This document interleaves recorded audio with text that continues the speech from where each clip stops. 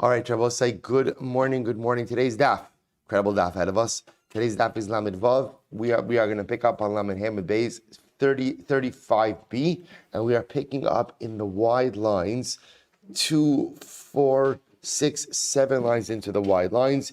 Esvei. Our shir this morning, we thank our Talmud Torah sponsors, Jerry and Abby Applebaum, for dedicating all the shiurim this month in memory of Basya Bas Chaim and David ben Avram. Doctors Paul and Linda Weinberg for dedicating the shiurim this month in memory of their son Mordechai Yoshua ben Paris Moshe Valeah Miriam. Paul and Kathy Pollack for dedicating the shiurim this chus of Refuah for Kathy's sister Donna Baker Matson. Stephen Tarizin for dedicating the shiurim with gratitude to Hashem for their grandson Bunim Tzvi Hirsch Zin, and Naftali Tilson for dedicating the shiurim with thanks to his chaver Benjamin Wall, and with wishes of a Chag Kosher Samech to the entire shir, and Avram and Shandi Kelman for dedicating the shiurim this month in commemoration of the of Avram's mother Bernice Kelman Sarah Braina Bas Yoshua Heschel. We hope that on the merit of our Talmud Torah, all of the Neshamas Lav and Aliyah, the families in Nechama, and all those who require a refuah should have one together with Kol Cholei Yisrael. Well, so with that, let us begin. Today's daf, as I mentioned, Lamed Vav, we're picking up Lamed Hamid Beis, 7 lines down into the wide lines, Esvei. Just to regroup for a moment, we had a machlokes, Rabosai. The Mishnah introduced us to a fascinating case, which was what happens if one does chalitza or yibum with a Yevama who is pregnant, right? So Rabosai, so again, without going through the entire Mishnah again, this then led to a machlokes Rabbi Yochanan and Reish Lakish in a very specific case, namely halacha l'maisa. We'll call them, right, Reuven and Shimon, 2 brothers. Reuven passes away. Rachel falls to Shimon. Shimon does chalitza with Rachel, but it turns out that Rachel's pregnant. Now, again, the additional twist in this is she miscarries. So now, right, we'll say, what's the shaila? Does he need to do chalitza again? Or did the chalitza that was done with pregnant Rachel, does that work? Rabbi Yochanan says, you don't have to do another chalitza. Reish Lakish says she requires another chalitza. So now we're just in the back and forths between Rabbi Yochanan and Reish Lakish. So Eisri Rabbi Yochanan and Reish Lakish. Rabbi Yochanan is the kasha of Reish Lakish. Ein havlad shal kayam yikayim.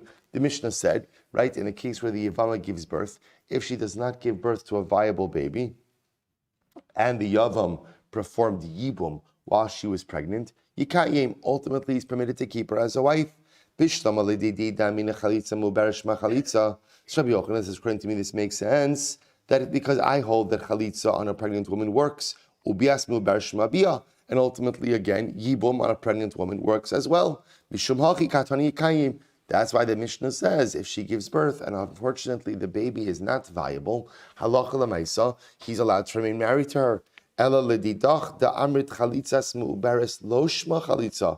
according to you, who holds that halacha l'maisa, the chalitza of a pregnant woman is not a proper chalitza, and ultimately yibum with a pregnant woman is not yibum. So the Gemara, the Mishnah should say that after she gives birth and unfortunately the baby is not viable, he should have to repeat the process, either yibum or chalitza. Says Reish Lakish Rabbi Yochanan, what does it mean when the Mishnah says he can remain married to her? Yachzor v'yival v'yikayim de lo sagi. Ultimately, what it means is he can remain married to her if what? If he does yibum again. Ikadami, an alternate version of this. The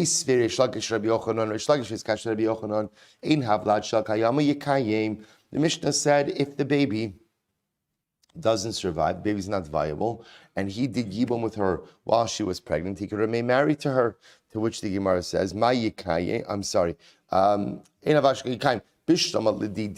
according to me, this makes sense. Reish Lakish says, that Reish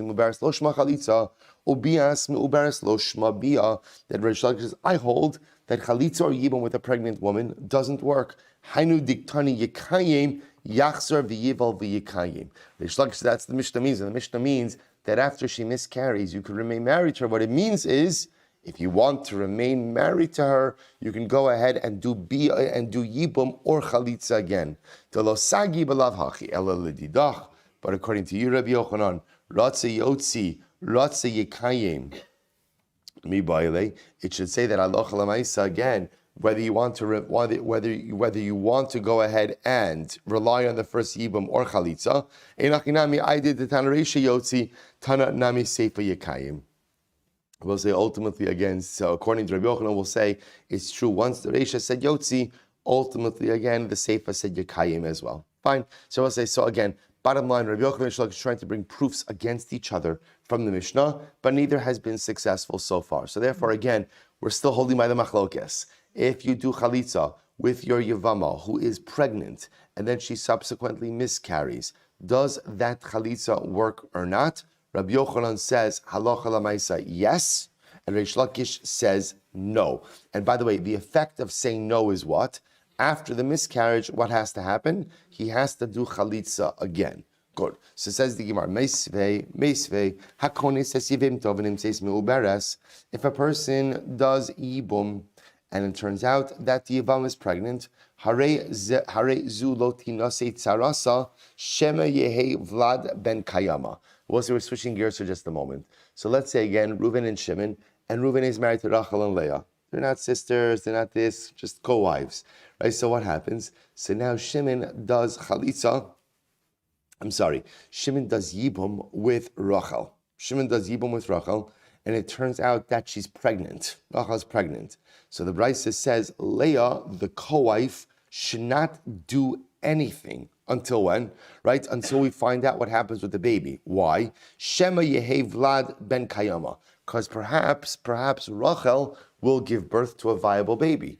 But let's say, if Rachel gives birth to a viable baby, then what? What's Leah's status? She's fine, right? In other words, if it turns out that Rachel gives birth to a viable baby, then Rabbi say, then what? There's no mitzvah yibum. In which case, again, Leah is just a regular widow. Adarabba, ki avi Vlad ben Kayama miftarat tzarasa. I don't understand. If that's the case, if the baby's going to be viable, so that's good for, Baruch Hashem, it's good for everyone, but it's good for Leah. Leah is then just a regular widow. Ela ema shema lo yehe Vlad ben Kayama. No. Rather, what we're concerned about is perhaps the baby will not be viable. If the baby is not viable, then what? Then the problem is over here that Shimon did Yibum with a pregnant Yevama.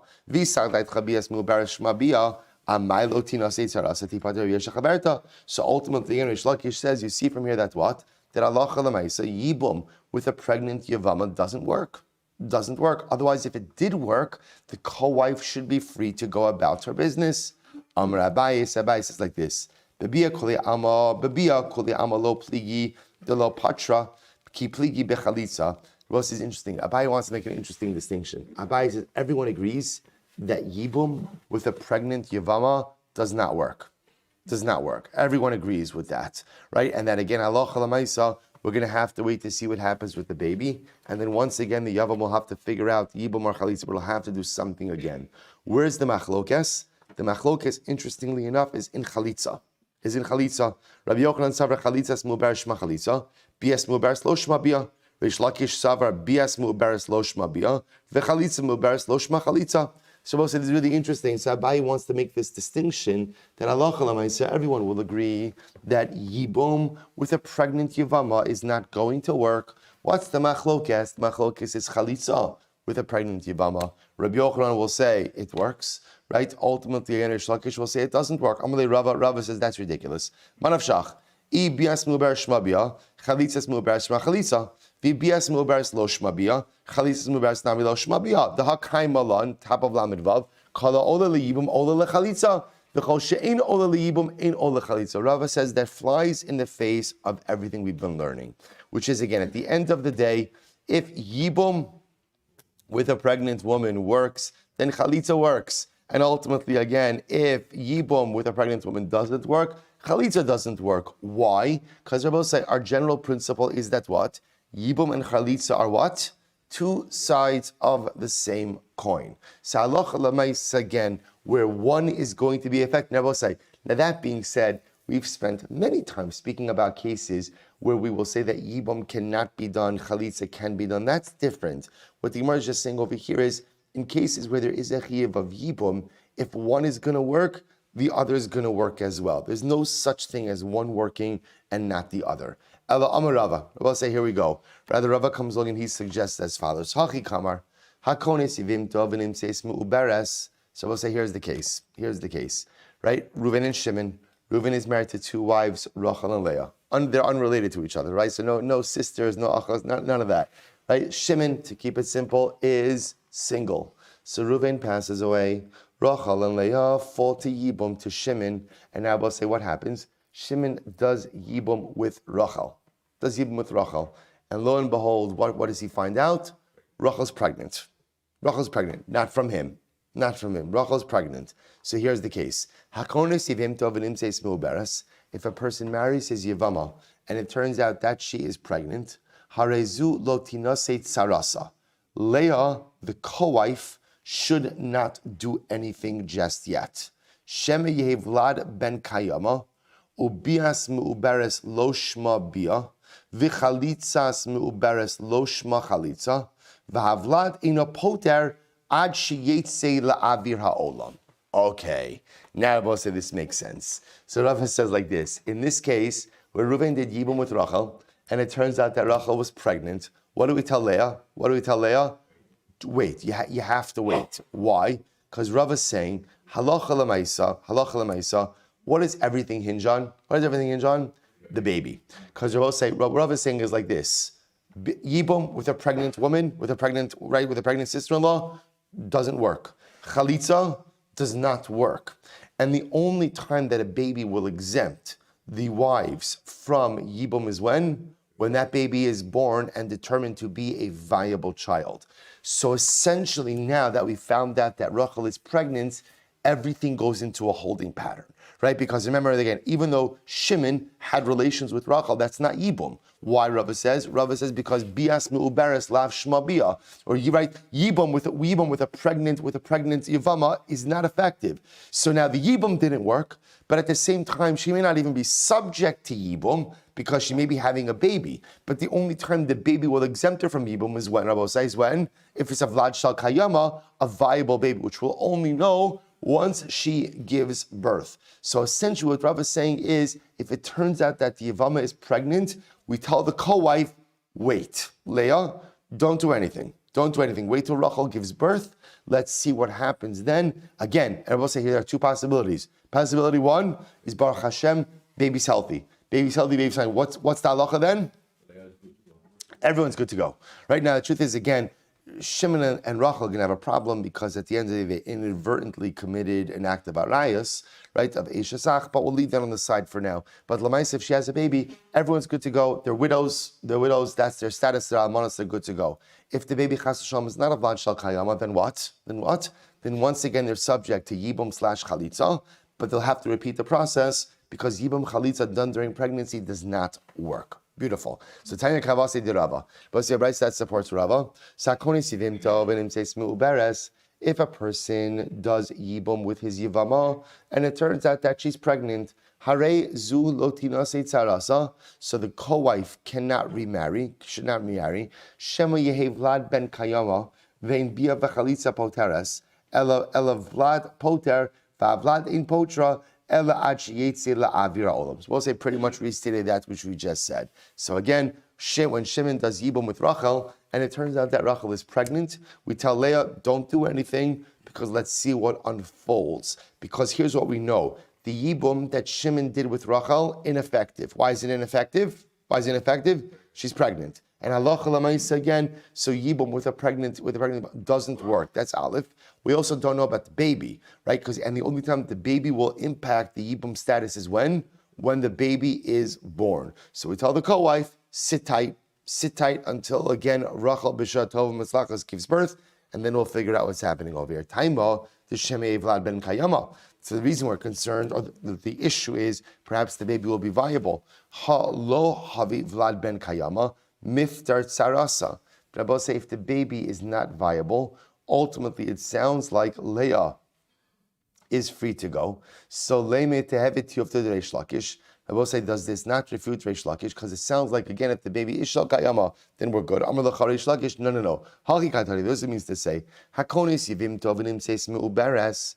If a man does yibum with right, Shimon does yibum with Leah, with Rachel, and she's found to be pregnant, Hare zulotina seisarasa, Leah shouldn't remarry. Why? Shemalo yeheya Vlad ben Kayama, because perhaps the baby will not be viable. Vechalitzas meuberes lo shma chalitza, ubias meuberes lo shma bia. And ultimately, again, the yibum or chalitza that was done is ineffective, and therefore, once the baby is determined to be non-viable, they need to repeat some type of process.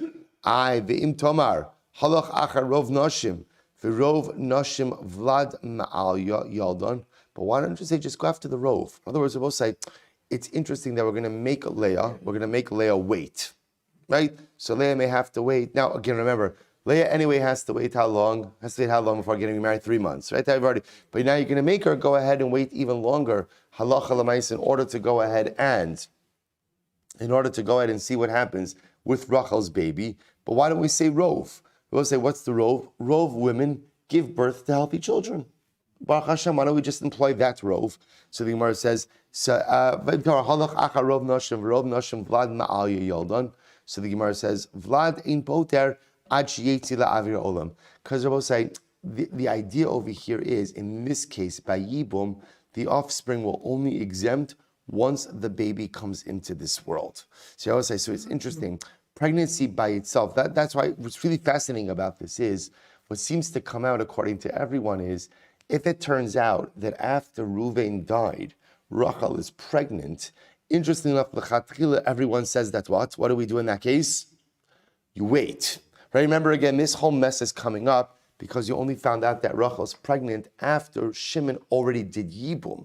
But what's interesting to note is, in a regular case, if Rachel is pregnant after the death of her husband, we say, wait, we don't know what's going to happen over here until that baby is born. If that baby is born and Baruch Hashem is healthy, obviously no Yibum. If that baby is born and it's not viable, then once again we have a Yibum situation. So the Gemara will say again, the wrinkle in this case is we only found out that Rachel is pregnant when? After Shimon did Yibum. So now again we're trying to figure out ex post facto, so what's the status of the Yibum performed? But either way, when it comes to the co-wife, when it comes to Leah, we're going to tell her, sit tight, don't do anything right now, because let's see what the status of that baby is. I'm Rabbi Lazar. So Rabbi Lazar said, is it possible that Allah Chalamaisa, we have this statement of Reish Lakish, and we don't find it anywhere in the Mishnah, to which the Gemara says, Nafak dak va'ashkach. So Rabbi Lazar went out, and he found the position of Reish Lakish found in the Mishnah. Rabbi says, interesting case. This nan, ha'isha shalach ba'ila v'tzaras l'medinas hayom. Suppose listen to this. Let's say a woman. So again, same case. Reuven is married to Rachel and Leah. So what happens? So Reuven goes overseas with Leah, and Rachel stays behind. Okay, and then what happens? Uba va'amrullah meis ba'alech. And then what happens? So then witnesses come back and they tell Rachel, Reuven died while he was overseas. He died while overseas. And again, I will say the case over here, of course, is they have no children. Right? So now Rachel gets eidos that Reuven died. Now I will say, now what's the issue over here? I will say this is fascinating. We tell Rachel, don't do anything, right? You can't do anything until we find out if what? If Leah is pregnant, right? Because remember again, we only have testimony, as far as we know, right? So Leah is fine. Leah is fine. She went overseas with Reuven. All we know is that Reuven died. We don't know anything about this. We're assuming Leah is still alive. So we tell Rachel, even though now we know that you know that your husband is dead, halacha l'maisi, you can't do anything. Again, in other words, are you subject to Yibum, not subject to Yibum? Well, we got to find out what Leah's status is. Is Leah pregnant? So the Gemara says, so bishlama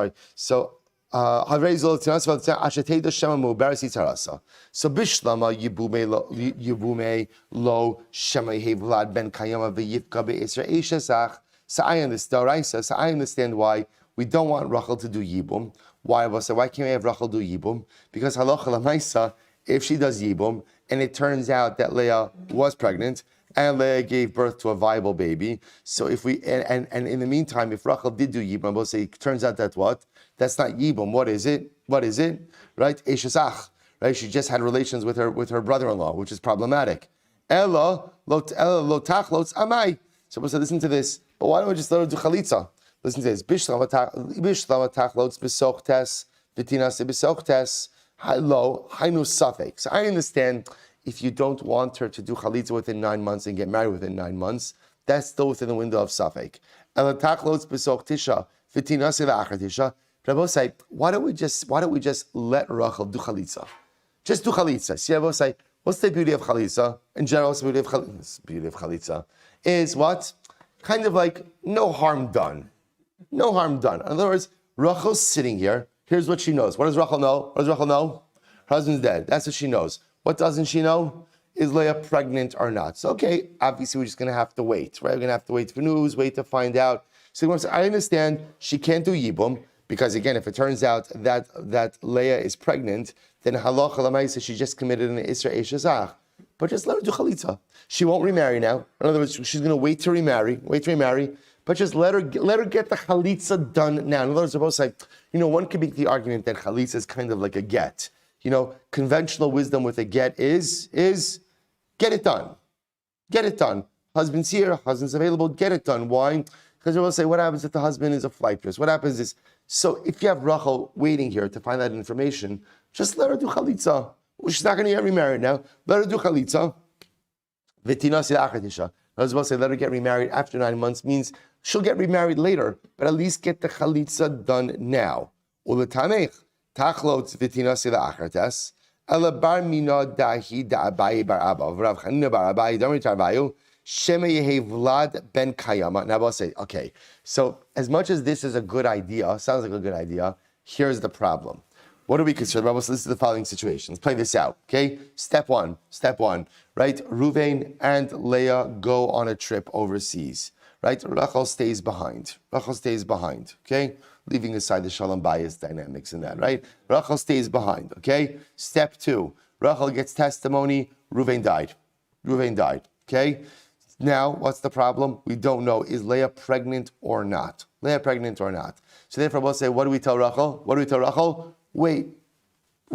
So the Gemara suggests, why does she have to wait? Yibum, I understand, is not on the table, because if it turns out that Leah is pregnant and Rachel does yibum, it's not yibum, that's called arayas. Good. So therefore, but why not just do chalitza and wait? Just get the chalitza done, check the box, right? Get it done just in case, and get it done just in case. And I will say, because what's our logic with that?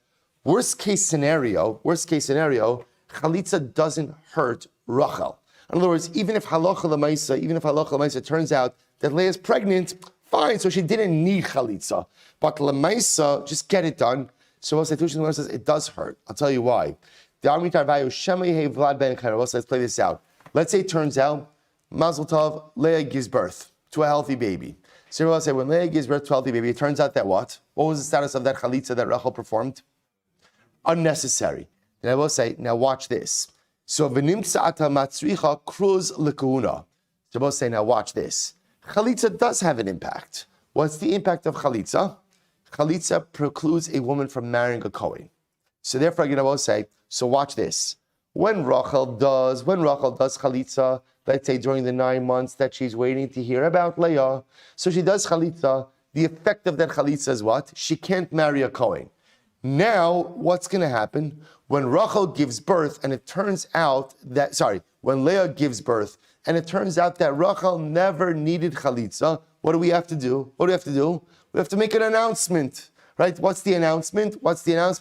Rachel is an almana, and she's not a chalutza. She's permitted to marry into the kahuna. Okay, so the Gemara says we have to make an announcement. The Gemara says, so fine, so make the announcement. What's the big deal? Just make the announcement. I understand. Just make the announcement. The Gemara says, Dilma ika inish dahavi bechalitza v'lo havi ba'achraza v'asi lemeimar kashari chalutza lekohen. Because they will say, what are we concerned about? We're concerned about for confusion. They will say there are going to be people who are going to hear about. There are people who hear about the chalitza, but they don't stay till the end of shul for announcements, right? So they're already making kiddush, right? So I will say, so what's going to happen? They're not going to hear the announcements. So what's going to happen? So when they don't hear the announcement and they see at some point in time later on Rachel marrying a Kohen, they assume that what is that? That's a chalutza marrying a Kohen. So therefore, Rabbi say, in order to avoid confusion, the halacha tells Rachel, sit tight.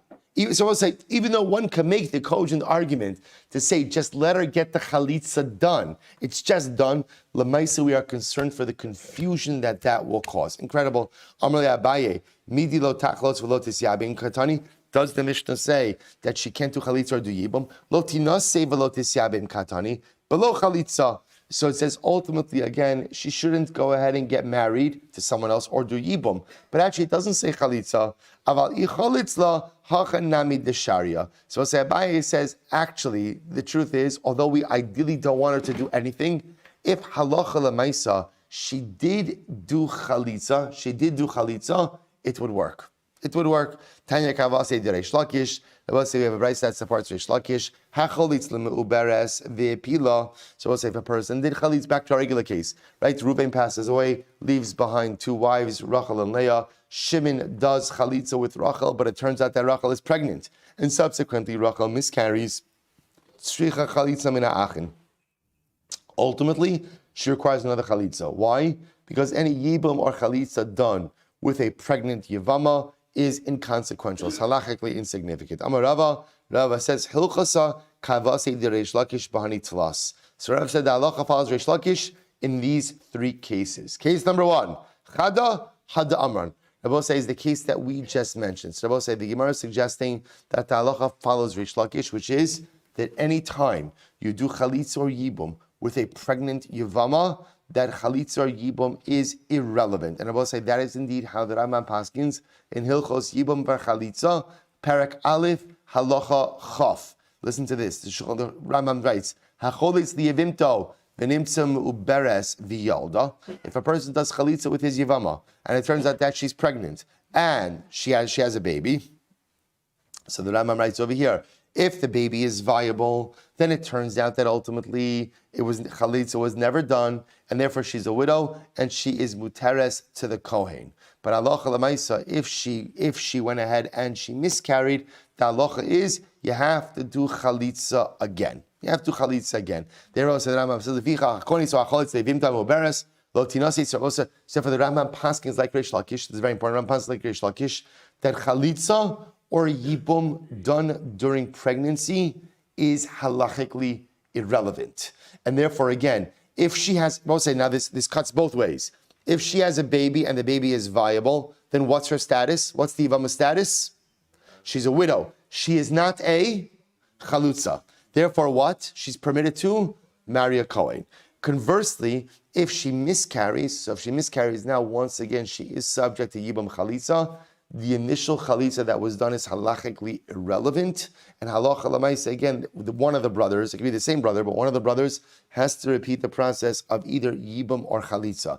Therefore, the Rambam also says that halacha l'maisa, in the second case, which is where there's two wives, Reuven passed away, Rachel and Leah, both wives fall to Shimon. If Shimon does chalitza, let's say with Rachel, and it turns out that she's pregnant, we tell the co-wife, Leah, to sit tight until Rachel ultimately gives birth, and then based on what happens with the baby, that will determine Leah's status as well. Beautiful. So that's number one. So now we're transitioning a little bit over here. So now comes along Rava, and Rava says the halacha follows Reish Lakish in three cases. Case number one is chalitza meuberes. Chalitza meuberes or yibum meuberes, loshma yibum, loshma chalitza. That's case one. What's case two? So the Gemara says, idach disnan hamechalik nechasav al piv. But this is a very interesting case. We'll say this is a Yerusha case. Let's say a man has three sons, Reuven, Shimon, and Levi. Reuven is the Bechar, firstborn. So we'll say, what's the halacha by Bechar? What's the halacha by Bechar? Pishnayim, right? So the firstborn son gets a double portion. In this case, the father, we'll call him Yaakov, is doing something very interesting. He's dividing up his estate while he's still alive. Right? So hamechalik nechasav al piv. So Yaakov is going ahead. Rashi says over here, 4 lines up from the bottom. Achrei divrei piv, v'lo b'stam Yerusha b'shtiga. See, I will say, if let's say Yaakov never does any estate planning and he dies. Shabbosai, the Torah essentially divides up his estate, right? The Torah says that what? The Bechar gets a double portion, right? And everyone else shares equally in the estate. And every part of the estate is divided up equally amongst the three sons. In this case, Reuven is actively giving away his property to his sons while he is still alive. Now watch this. Riba la'echad u'miyet la'echad v'hishva lachem es ha'bechar dvarav kayamin. Shabbos say, if when gifting away his estate, he makes all of his sons equal, then ultimately it works. It works. Shabbos say, take a look at Rashi. Riba la'echad u'miyet la'echad osha. Listen to this. Delakula nasa mechayif ve'in kan yerusha lita bechara v'la pshutin lita b'shava ela kama shira. Shabbos say, what's happening over here? Yaakov is gifting his estate. Shabbos say, when you gift your estate, or when you gift away your property when you're alive, you can gift it how? However you want. By the way, this is actually very important because again, it's very important in general.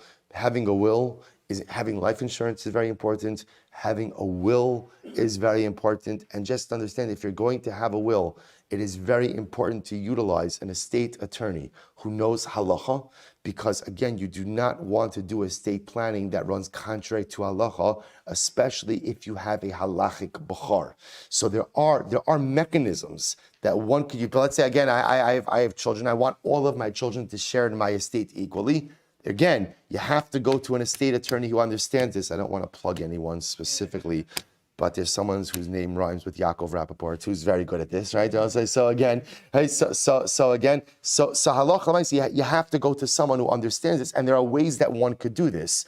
Because halacha l'maisa, for example, there are mechanisms that you could use to essentially trigger a pre-death gift. You could create a retroactive gift that's chal one moment before you die. So when you gift away your property, halacha l'maisa, before you die, you can gift it away however you want, right? That you could do however. So you have a bechar, you want all of your kids to get equal. You want girls, you want your daughters to inherit with your sons. Because remember, I'll say, in halacha, girls don't inherit, right? Boys inherit, but I want my daughters to inherit my property as well. Again, I'll say, if I leave a will that says my daughters inherit, so then ultimately, again in halacha, that will is batal, because that's masna amash shekasav batorah. If you make a t'nai that runs contrary to Torah law, we're going to see this in just a moment, the t'nai is batal.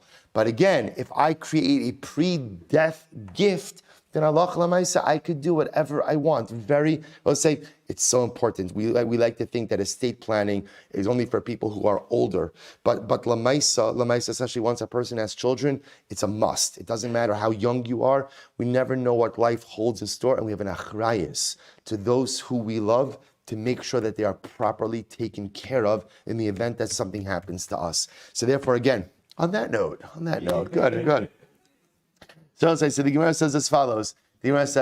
So again, if there's one, right, in the Daf Chazara today, it's going to be life insurance and a halachic will. Now, when I say halachic will, I don't mean the halachic advance directive. That's okay. Let's get into it. Right? That's important also, right? You have to put forward how are your end of life decisions being made. Don't leave these things to just your family to figure out. Be explicit. There are wonderful documents. Like this Rabbinical Council of America has the best healthcare proxy. It's simple. It just simply says, I'm an Orthodox Jew. I want my end-of-life decisions made in conformance with halacha. Here are the rabbis that I want consulted in the event that there are halachic decisions to be made. And gamarnu. You file it, you put it with your will, with your estate information, give a copy to your family, and again, you save them so much agmas nefesh. Create a will, an estate planning with a halachic will, save so much agmas nefesh. Life insurance, hopefully save so much agmas, or at least diminish a little bit of agmas nefesh. Okay, good. So the Gemara says as follows. So therefore, a person goes ahead and divides up his estate amongst his children, and gives it as a gift while he's still alive. So halacha l'maisa, it works. Even though, again, you're giving all the kids equal shares. It works. Vim amar mishum yerusha, lo amar klum. But I will say, listen to this. However, if you said like this, Reuven, Shimon, and Levi, I want you all to inherit my estate equally, so that statement doesn't work. Now, I will say, why doesn't that statement work? Because once again, Rashi says, Shehisna amasha kasav batorah utina batal. See, I will say, when does it work? When does it work to give your property to your children equally? when you're framing it as what? A gift. But the moment you say, I want you all to inherit equally, that does not work. Now, when we say it does not work, it means someone could take that will, right, challenge it in a Beis Din, and the will be deemed invalid. It will be deemed invalid. Because halacha l'maisa, if you make a will that runs contrary to biblical law, which is what you're doing when you say you want all of your children to inherit equally, masna mashakasav batorah, Tina'o batel, right? The Tanai is batel. To which the Gemara says, listen to this. Lo amar so kasa bein mitchila bein besof bein be'emtza mishum matana tevarav kayamin. Now, we'll say halacha l'maisa. If you went ahead and somewhere in that document, now let's say you're drafting a document. Somewhere in that document you put in the word matana. As long as you put in the word matana, somewhere in the beginning, the end, in the middle, you're good to go. Otherwise, once you have matana in there, then it's clear that this arrangement is not operating al Yerusha, but it's operating al matana. That's fine. Here we go. Reish Lakish says the olam lo kana ad shiomar ploni uploni yirshu sadeh plonis uplonis shenasatim lahem b'matana virashum. Reish Lakish says that halacha l'maisa no. The word siyabosai, according to the first opinion, as long as the word matana appears somewhere in there. In other words, let's say you say, I want to give Ruvain, field A b'matana, and I want to give Shimon field B. But I say, let's say Yerusha, don't say matana. And I say, right, Levi, Yerusha, not matana. First opinion says, as long as you have the word matana in there somewhere, you're fine. Reish Lakish says, no. Matana has to be mentioned by every single one of the children, or every single one of the inheritors. Rashi says, Li'olam lo kana, lo amasdisin palik ela hasam yishnochlim pligi, amore b'diyukid amasdisin, d'chi asa rabin, amar yoresh ploni sadeh ploni, v'tinasin sadeh ploni v'ploni, Rabbi Yochanan Makana, afilu hay dirusha, d'mida'at kala shomatana b'hay, amshubin yashi hay shtar tzava, l'chai minay kulanay mataninu. So we'll say, Rabbi Yochanan says like this, as long as you mention, this is so exciting, as long as you mention matana by one of the sons, that's enough. Why? Because it's understood. Once you mention matana once, Rabbi say, we understand, what are you doing? What are you doing? You're effectively creating a matana for all of them. Right? That's what's happening over here. Reish Lakish says, no. Li'olam lo kana dahud Yerusha damrina lahai havi matana lahai Yerusha ad shiyomar. No, Reish Lakish says, you have to say matana by each of the kids. Got to say matana. Then I both say, what is interesting over here is you could actually mention Yerusha as well. Isn't that interesting? You could say the word inherit, because we understand in this context, inherit really means much more what? What does it really mean? Acquire.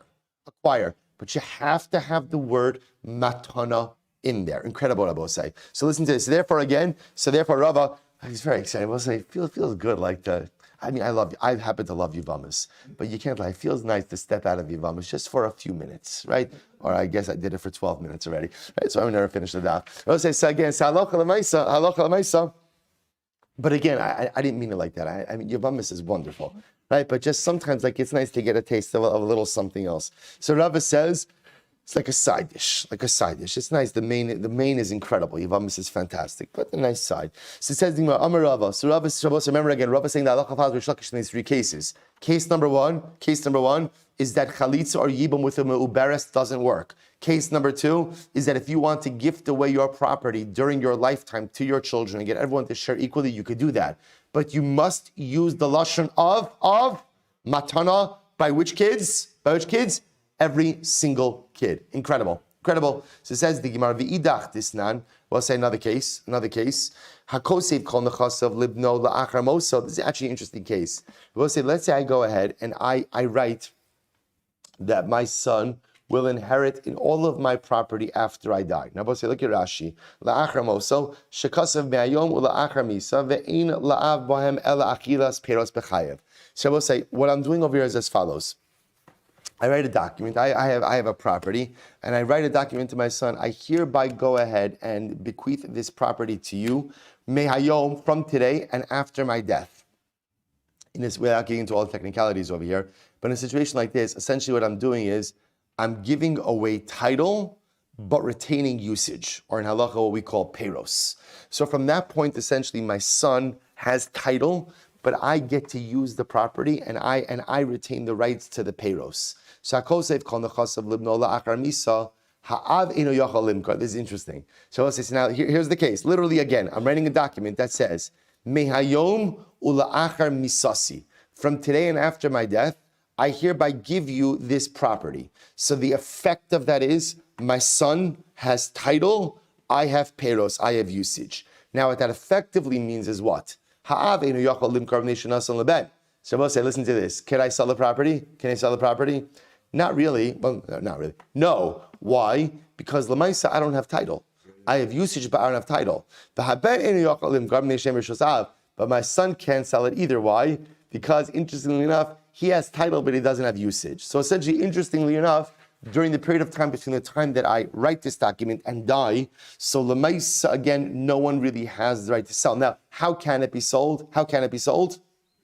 Right, if they both agree, right? So again, there is a case in which you can sell it, but father and son would need to agree to the transaction. Watch this. Machara'av, let's say I go ahead and I sell it anyway. Right, I sell the property anyway. Machara'av, so mechurin ad sheyamoshu. Ultimately, again, if I sell it, so we'll say, this is interesting. If I sell it, what am I essentially selling? What am I selling? Peros. Rashi says, Machara'av mechurin across Rashi. So we'll say, so ultimately, again, if I end up selling it, what I'm really selling are my rights. So technically speaking, I could sell my rights to Peros, but I will say there's an expiration date on that purchase. What's the expiration date? My death, right? Because the moment that I die, then the entire field goes to my son. Goes to my son. So Machara'av mechurin achiyamosu, Machar haben, what happens if the son sells it? But we'll say, what if my son sells the property during my lifetime? In that case, I will say, if my son sells it, essentially what my son is selling is a right to the property after I die. Because Lamaisa, when I'm alive, the sale doesn't really have any kind of consequences. Now watch this case. So it says the Gemara, so God said, good. So if I sell, I'm selling Peros. If my son sells, there's nothing really that's happening. He could sell. Essentially what he's saying is his future right to inherit this property. He could do that. Watch this. Vitmar, machar haben b'chayehav, umeis haben b'chayehav. Oh. Both say, what happens? Listen to this case. What happens if the son sells the property, but then the son predeceases his father? Son predeceases his father. What happens in this case? So I will say, Rabbi Yochanan Amar lo kana lokeach. Ultimately, again, Rabbi Yochanan says that when the father subsequently dies, the purchaser does not acquire the property. Reish Lakish Amar kana lokeach. Reish Lakish says, no, when the father dies, the purchaser acquires the property. So we'll say, so in this case, again, remember, so what's happened? Son, so same thing, father writes to the son, this is your property again from today until I die. Son, or from when I die. So father has peros, son has title. Son goes ahead and sells the property during lifetime of the father, but then son predeceases father. So the shaila is now, upon the death of the father, does the property go to the purchaser? Rabbi Yochanan says no. Reish Lakish says yes. Rabbi Yochanan Amar lo kana lokeach kinyan peros kinyan aguf. So Rabbi Yochanan essentially says like this. The moment that the son predeceases the father essentially becomes the sole owner of the field. Why? Because kinyan peros is kinyan aguf. He already had usage, and usage is already like quasi-ownership. The death of the son cements his ownership, and therefore, again, the sale that the son made to the purchaser is effectively void. Reish Lakish says, Kana lokeach. Reish Lakish says, upon the death of the father, ultimately the purchaser does acquire. Why? Kinyan peros, lav ki kinyan haguf tami. Peros is not like ownership. So even though the father had usage is not ownership, and therefore again, the father retains the right to use the field all the days of his life. But lamaisa, once the father dies, that triggers the sale that the now deceased son made, and halacha lamaisa, upon the death of the father, the field becomes the property of the purchaser. And I both say, that is indeed how we paskin, right? That is indeed how we paskin, that halacha lamaisa, in this type of situation where the son sold the field during the lifetime of the father, and now ultimately again, the son predeceases the father. When the father dies, the property becomes the property comes under the ownership of the purchaser. So therefore, I will say we have three cases in which we pass like Reish Lakish. Case number one, chalitza or yibum with uberes, with a pregnant yivama, is ineffective. Case number 2, you could gift away your property to your children during your lifetime, however you want. Thereby, essentially, what are you doing? Both say, when you do a lifetime gift, what are you effectively doing? What are you doing? You're circumventing biblical inheritance law, which is totally fine. That's not a problem. You could do that. You could absolutely do that. But again, you must include lashon of what? Matana, by who? Each and every kid. And case number 3, halacha l'maisa, we pass like Reish Lakish, kinyan peros, lavka kinyan aguf. Right to usage is not like complete ownership. And therefore, in this case, where the son went ahead and sold the property, sold his right, essentially sold the title to the property, that only becomes fully actualized after the death of the father. And then what happens? The son predeceases the father. Upon the death of the father, the purchaser acquires the property. Beautiful. Let's go ahead, Rabbi say. Ein avlat shal kayama. So we'll say, remember again, the Tana Mishum Rabbi Eliezer, Amru Yotzi beget. Rabbi say, so remember again, in this case, what did we say? Ein avlat shal kayama. So we'll say, in this case over here, remember, this was a situation where a person did chalitza with his Yevama, right? So Shimon did chalitza with Rachel, with his sister-in-law, and it turns out that she's pregnant, right? So remember again, what did we say? Ein havlat shal kayama. If ultimately, again, if it turns out that the baby is not viable, right?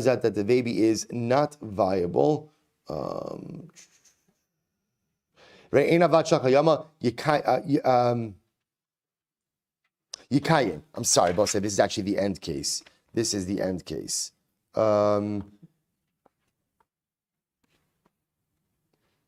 I'm sorry. If it turns out that the baby was not viable, ultimately, again, the Mishnah said, "Hu aser b'krovoseh, v'hi aser b'krovav." Good. She's prohibited to his relatives. He's prohibited to her relatives. So says the Gemara. Good. Tanam Shrav Elazar yotzi beget. We'll say halacha l'maisa. He has to give her a get. He has to give her a get. Amar Rava, Rabbi Meir, Rabbi Elazar, Amru Davar Echad, Rabbi Eliezer Hada Amran, Rabbi Meir decided, say, here we go. Lo yisa adam uberes chaveira nabosai. So this would be talking about a situation where halacha l'maisa. Sorry, let me clarify. Shimon, the surviving brother, did yibum with Rachel, the widow, right? It turns out that she's pregnant. Now Rabbi what happens? So halacha l'maisa. The vlad is shut, right? The baby does not survive. So Rabbi says, now we've already established that halacha l'maisa, the yibum is not a good yibum.